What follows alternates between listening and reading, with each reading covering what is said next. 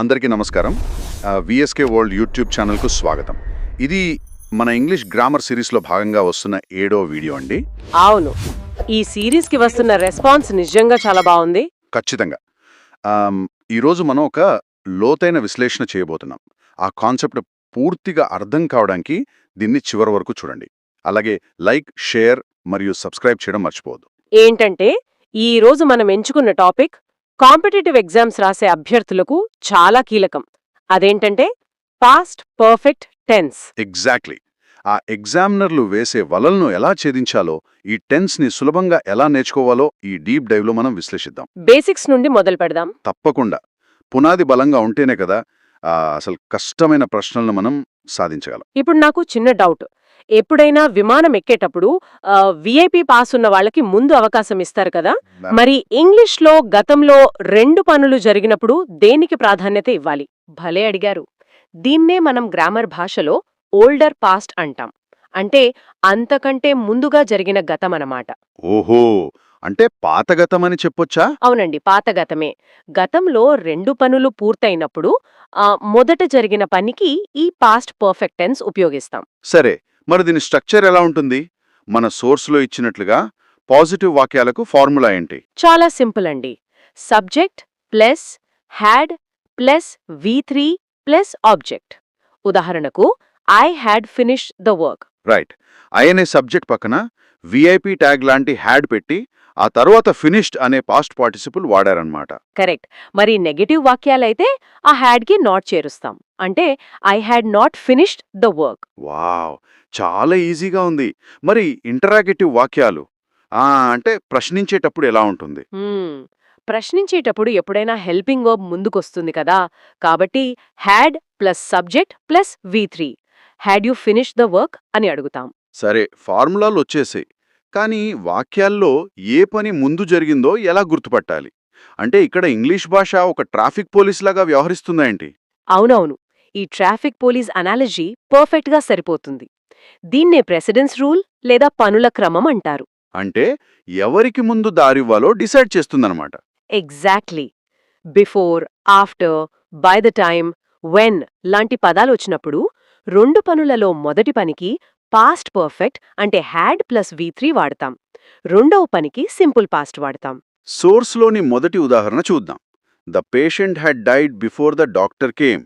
ఇక్కడ doctor వచ్చేసరికే patient చనిపోయాడు కదా. అవును, పేషెంట్ చనిపోవడం ముందు జరిగింది కాబట్టి అక్కడ హ్యాడ్ డైడ్ అని వాడారు. డాక్టర్ రావడం తర్వాత జరిగింది కాబట్టి కేమ్ అని సింపుల్ పాస్ట్లో చెప్పారు. అర్థమైంది. ఇక రెండవ ఉదాహరణ చూస్తే by the time we reached the movie had already started. ఇక్కడ థియేటర్కి వెళ్లేసరికి సినిమా మొదలైపోయింది. I washed my shirt after I went to Jaipur. 2 చోట్ల V2నే ఉంది. ఇక్కడ పనుల ఆర్డర్ కొంచెం రివర్స్ అయినట్లుంది. ఇక్కడే చాలా మంది తికమక పడతారు. పదాలు రివర్స్ అయ్యాయి కానీ లాజిక్ కాదు.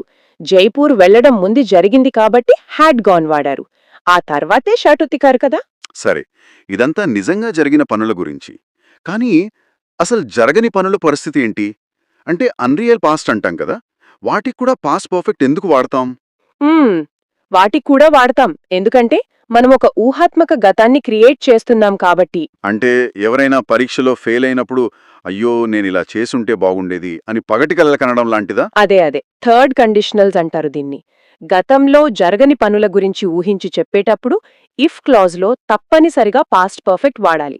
సోర్స్లో ఉదాహరణ చూస్తే if I had studied harder I would have passed the exam అని ఉంది.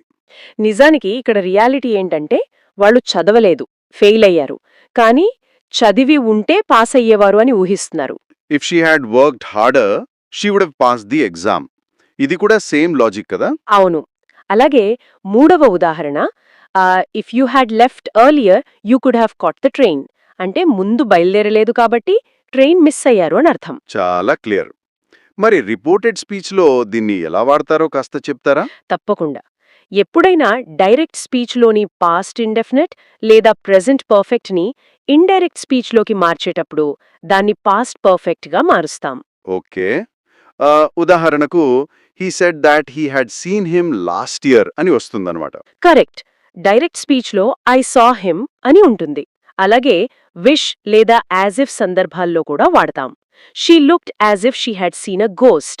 అంటే దయ్యాన్ని చూసినట్లు భయపడింది, కాని నిజానికి అక్కడ దయ్యం లేదు, అదొక ఊహ. I wish I had known the truth అనేది కూడా గతానికి సంబంధించిన రిగ్రెట్ కదా.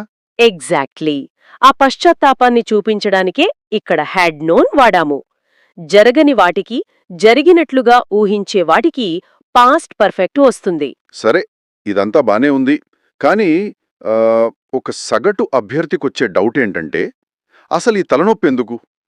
అన్నిటికీ సింపుల్ పాస్ట్ వాడేసి ఐ ఏట్, హీ కేమ్ అని చెప్పేయొచ్చు కదా. మ్మ్. ఇక్కడే చాలా మంది కన్ఫ్యూజ్ అవుతారు. ఈ రెండింటి మధ్య ఉన్న గీత చాలా స్పష్టమైనది. అంటే సింపుల్ పాస్ట్కి పాస్ట్ పర్ఫెక్ట్కి ఉన్న కాంట్రాస్ట్ ఏంటి? సింపుల్ పాస్ట్ అనేది ఒకే ఒక్క పని పూర్తయినప్పుడు వాడతాం. అదొక కంప్లీటెడ్ యాక్షన్. ఉదాహరణకు I eight dinner at 8 PM. మరి రెండు పనులుంటే? అప్పుడే పాస్ట్ పర్ఫెక్ట్ వస్తుంది. మొదటి పనికి అంటే ప్రిసీడింగ్ యాక్షన్కి హ్యాడ్ ప్లస్ V3 వాడాలి. I had eaten dinner before he arrived అని క్లారిటీగా చెప్పాలి. రైట్. నీళ్లు నూనె ఎప్పుడికి కలవనట్లు. ఈ లాజిక్ తెలిస్తే అసలు గొడవే ఉండదు. కానీ ఎగ్జామినర్లు వేసే వలలుంటాయి కదా, ట్రాప్ 1 and 2, వాటి గురించి చూద్దాం. ఫస్ట్ ట్రాప్ ఏంటంటే ప్రెసిడెన్స్ ఫెయిల్యూర్. దీని డబుల్ పాస్ట్ అని కూడా అంటారు. ఎగ్జామినర్లు రెండు పనులకు ఏకంగా సింపుల్ పాస్ట్ ఇచ్చేస్తారు. అరెరే, సరే, సోర్స్లో ఉన్న తప్పులు చూద్దాం. The patient died before the doctor came. ఇది వినడానికి బానే ఉన్న తప్పు కదా. ముందు జరిగిందానికి హ్యాడ్ పెట్టాలి. The patient had died before the doctor came అని కరెక్ట్ చేయాలి. రెండోది, I washed my shirt after I went to Jaipur. రెండు చోట్ల వీటూనే ఉంది. ఇక్కడ జైపూర్ వెళ్లడం ఫస్ట్ యాక్షన్ కాబట్టి after I had gone to Jaipur అని మార్చాలి. మూడో తప్పు, by the time we reach the movie already started. సినిమా ముందే మొదలైంది కదా, so the movie had already started అనాలి. నాలుగో తప్పు, they ate dinner before we arrived. They had eaten dinner before we arrived అని కరెక్ట్ చేయాలి. ఐదో తప్పు, after he ate that lobster he began to feel sick. ఇక్కడ కాజ్ అండ్ ఎఫెక్ట్ ఉంది కదా. అవును, ముందు తిన్నాడు కాబట్టి after he had eaten that lobster అనాలి. సూపర్. ఈ డబుల్ పాస్ ట్రాప్ని ఛేదించాం. ఇప్పుడు రెండవ వల, అదే టైం మార్కర్ ట్రాప్ గురించి చెప్పండి. Yesterday, last week, ago, last night లాంటి డేంజర్ వర్డ్స్ వచ్చినప్పుడు ఖచ్చితంగా సింపుల్ పాస్ట్ మాత్రమే వాడాలి. అస్సలు పాస్ట్ పర్ఫెక్ట్ వాడకూడదు. Okay, I had seen him yesterday అనేది తప్పు కదా. అవును, ఎస్టర్డే వచ్చింది కాబట్టి ఐ సా హిమ్ ఎస్టర్డే అని సింపుల్ గా చెప్పాలి. I had return to him last week.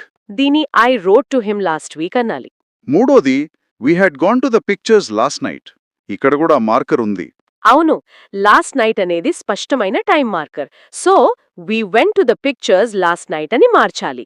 నాలుగోది, David had gone to London last week. ఇక్కడ కూడా లాస్ట్ వీక్ ఉంది కాబట్టి David went to London last week అనాలి.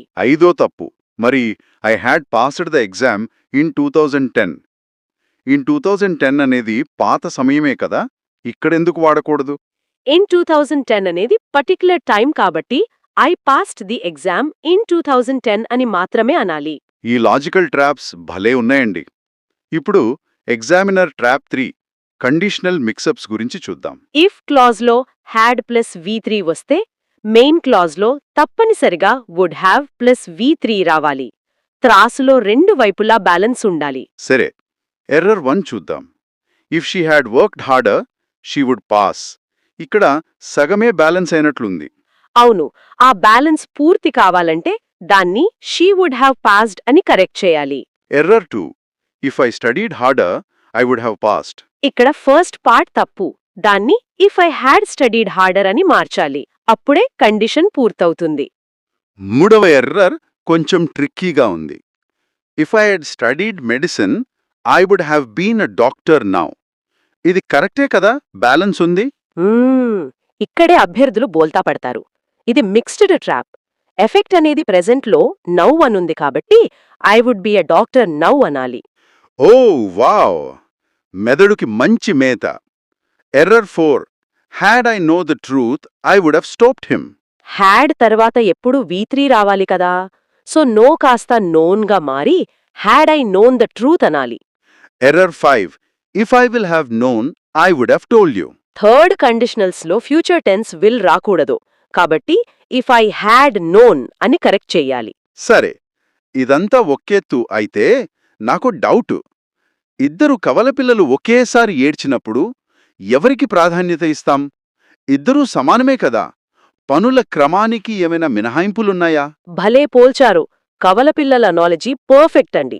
అవును, రెండు పనులు ఒకేసారి జరిగినప్పుడు సింపుల్ పాస్టే వాడతాం. దీన్నే సైమల్టేనియస్ యాక్షన్స్ అంటారు. అంటే when I opened the door the dog ran out అని చెప్పాలన్నమాట. ఇక్కడ రెండు యాక్షన్స్ ఒకే ఫ్లోలో జరిగాయి. ఎగ్జాక్ట్లీ. అక్కడ హ్యాడ్ ఓపెన్డ్ అని అస్సలు విడదీయకూడదు. ఇంకో మినహాయింపు ఏంటంటే యూనివర్సల్ ట్రూత్స్. అంటే the teacher explained that water boils at 100 degrees లాంటివా? ఇక్కడ టీచర్ ఎప్పుడు చెప్పినా ఆ సత్యం మారదు గదా. అవును, అది కాలంతో సంబంధం లేని సత్యం. కాబట్టి అక్కడ హ్యాడ్ బాయిల్డ్ అని అస్సలు వాడకూడదు. సూపర్. ఇప్పుడు ఫైనల్ ఘట్టానికి చేరుకున్నాం.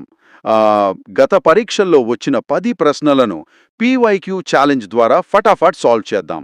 ప్రశ్న 1. Rajdhani express had already been leaving. Train వెళ్లిపోవడం పూర్తయింది కాబట్టి కంటిన్యూస్ కాదు, హ్యాడ్ ఆల్రెడీ లెఫ్ట్ అనాలి. ప్రశ్న 2. Lucy has already cut the cake when we reached. ఇది పాత గతం కదా, సో ప్రెజెంట్ టెన్స్ హ్యాజ్ తీసేసి హ్యాడ్ ఆల్రెడీ కట్ అనాలి. ప్రశ్న 3. The movie had already began. Began కాదు, V3 ఫామ్ బిగన్ రావాలి. హ్యాడ్ పక్కన V3 కదా రావాల్సింది, కాబట్టి హ్యాడ్ ఈటెన్ అనాలి. ప్రశ్న 5. We learn that he left the office 5 minutes before. ముందు వెళ్ళిపోయాడు కాబట్టి ఫస్ట్ యాక్షన్ కి హ్యాడ్ లెఫ్ట్ ద ఆఫీస్. ప్రశ్న 6. She saw me before. ఇక్కడ బిఫోర్ ఉంది. బిఫోర్ ట్రాఫిక్ సిగ్నల్ లాంటిది కాబట్టి పర్ఫెక్ట్ టెన్స్ డిమాండ్ చేస్తుంది, so she had seen me before. ప్రశ్న 7. I remembered how my mother described her. వాళ్ళ అమ్మ వర్ణించడం ముందే జరిగింది కాబట్టి హ్యాడ్ డిస్క్రైబ్డ్. ప్రశ్న 8.